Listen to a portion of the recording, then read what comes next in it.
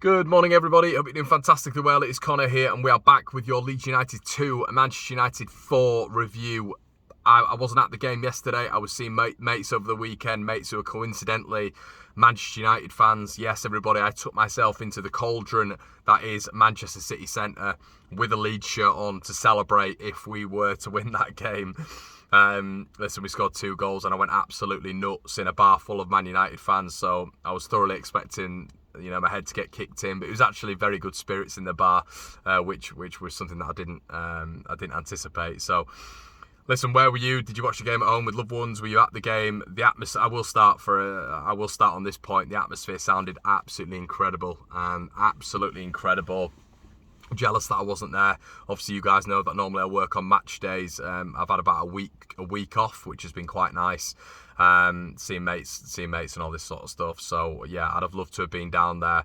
I'm probably going to be there for the Spurs game. Touch wood. I don't know as of yet, 100%, but we'll have to wait and see. But overall, where should we start? Well, probably the expectations of the game. Did I expect Leeds were going to win? No, I didn't. The debrief, I predicted a 4-1 loss.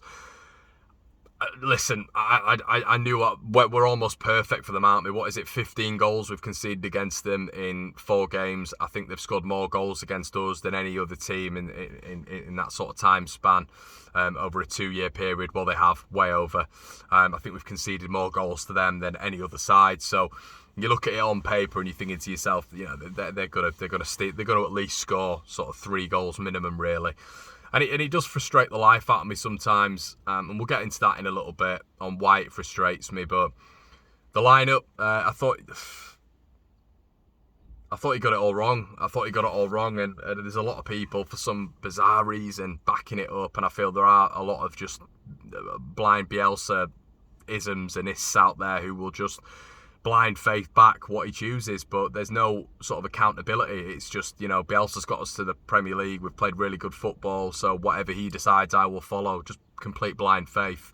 And there's no criticism held at his door whatsoever. He got the lineup wrong yesterday. For me, I would have loved to have seen Joffrey start. I think we saw the impact that he made. Everybody saw my lineup online. I'd have started with Firpo at left back. He looked fit. I thought he looked fit in the game. Maybe not match fit, but I thought he looked... in fact, no, he did look match fit for me. A couple of positional errors in the second half, which we'll get onto, but his match fitness looked absolutely fine. I'd have gone Dallas in central midfield, which I think is his best position. Joffrey up top, and obviously Rafinha wide right. How you can't start Rafinha is just staggering to me. Absolutely staggering. I don't care what people say about previous games, this, that, and the other. And that's why he shouldn't have started. It's just absolute waffle. The guy is our best player. You saw that when he came on. He impacted the game. He's our best player. His best mate plays for the opposition side. He's going to be well up for this game. If anything, he's going to be more up for this game than any other game because it's on the global stage, isn't it? This sort of match between Leeds and Man United. It's been hyped up. It's the world stage which Rafinha wants to be on. So I don't understand that. He actually said after the game he left him out for tactical reason, which I knew it wasn't a knock. There was loads of people saying it was because of a knock. No chance. It was because of tactical reasons. Apparently he was unhappy at being subbed against Everton. Which I do understand because I don't think he was half as bad as people were making out. And there was a couple of favourites that were still in the team. Jack Harrison, he's had one good game against West Ham and he just gets a free pass every single time. He's never performed against Man United ever in 3 games he's played against them. He's always quieted out by Aaron Wan-Bissaka. Jack's sort of confidence gets down straight away when he loses one-on-one battles, and so almost straight away lost the one-on-one battle with Aaron Wan-Bissaka. Actually got in for a decent half volley in the first half and should have done better with it. But yeah, Jack Harrison just gets a free coupon, gets to start whenever the team's selected. He's going to be the first name on the team sheet, which I don't understand. I think Dan James is way more consistent. I think Dan James is, his impact is heavier over the 90 minutes. I don't think he has quiet spells. And you've got to think Dan James has been playing as a striker for the majority of the season, which isn't his natural position. So you put Dan James in his natural position, which we saw yesterday, and he was brilliant. Absolutely brilliant. So for me, it's always Dan James and Rafinha. Always. Why did we bring Dan James in, everybody? It was to challenge Jack Harrison. But for some reason, Jack Harrison, because he got a hat-trick against West Ham, starts up every single week. So I didn't understand that. I wouldn't have started Jack. I'd have put Dan James and Rafinha on the wing. And then, we got into it, didn't we? The game kicked off. I thought they were comfortable for the first half. I don't think we sort of broke. I thought we were all right for 20, 25 minutes, but I don't think there was a Jack Harrison chance. We were sort of coming forward a little bit every now and again. But as soon as they got the goal, which was another pathetic goal to concede, Harry Maguire scoring his first header for Manchester United in the Premier League, I believe. Their first goal from a corner in 140 corners, which is staggering. Llorente, who I've said on here numerous times, I've said on Twitter numerous times, he's not a starter for me. It's always been Pascal, it's always been Robin at the back because they're more composed. They're way more composed. The guy is so rash.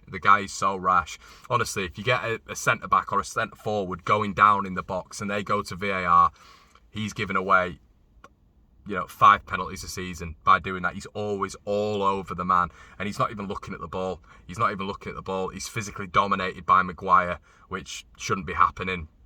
And Maguire sticks it into the back of the net as easy as you like. And it's just so disappointing because they weren't anything special. Pogba was giving sort of Forshaw the runaround, which once again, we talk about the man-marking system. The man-marking system, as I always say on this channel, against world-class teams, world-class players, is never going to work. But we never learn. It's the same thing. It's the same patterns, the same trends every single time. Bielsa doesn't adapt. He just is one way of playing, and that one way of playing it's either chaos where we win or chaos when we lose.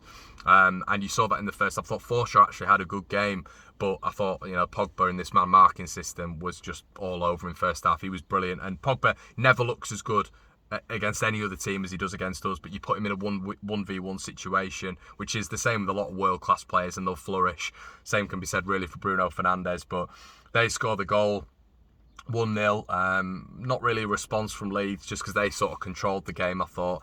Second goal, it was just comical, really, wasn't it? We were seeing a pretty poor display from Illan Meslier throughout the first half.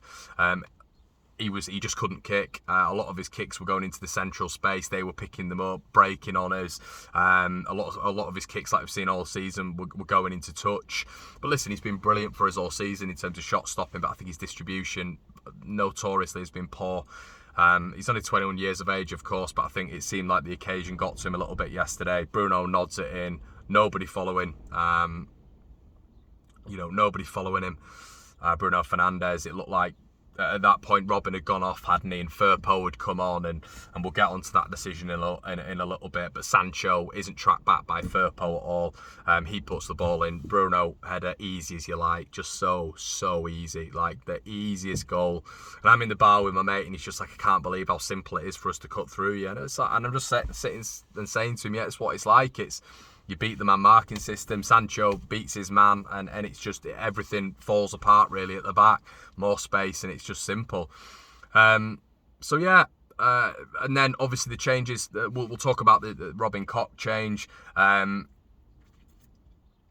just thought it was, instead of bringing Firpo on for Robin and then switching Dallas into central midfield, he doesn't do that. For whatever reason, he brings Ayling centre-back, who I thought had a really poor game yesterday. His distribution was poor. He was losing the ball, gave away yellow cards because he's trying to Miranda into the midfield and take players on. Then he loses the ball and we're wide open at the back. Simple balls on every single time. And I think at the minute you've seen with Luke Ayling, I think this is bred from a lack of confidence. You've seen him take 2 or 3 extra touches. Now in a football game, if you take 2 or 3 extra touches when you can take just the one touch, that means that you're lacking in confidence. You don't think that you can get the ball out your feet and pass it straight away. You need to take 2 or 3 touches to absolutely make sure you've got the ball under control, to absolutely make sure that the space is there. But that obviously gives the opposition the time to manoeuvre around, the time to recover. And Luke Ayling's doing that more and more. Honestly, look at his in-game touches. They're getting more and more and more. There's a lack of overlaps even when he's on the right-hand side. And I thought he was poor yesterday. Bielsa puts him at centre-back for whatever reason, switches Dallas from left-back to right-back. Then he puts Struijk in central defensive midfield. And I'll be honest with you, after that, I thought there was a spell where Leeds were just all over the place because they don't know where they're playing. They're getting used to the new positions. They're having to adapt to certain men who now they're covering, when it just needs to be a simple swap. And it never is. It's always so complicated, and moving 5-6 players around to accommodate one substitution. And we've seen it all before. That's why I don't stress out about it as much when I'm watching the game, where I used to go nuts. There's no point in stressing out about it, and I don't. I'm just like, oh yeah, okay, yeah. And people are gassed about it. They don't get it. The opposition, fans and stuff. I was like, yeah, it happens all the time.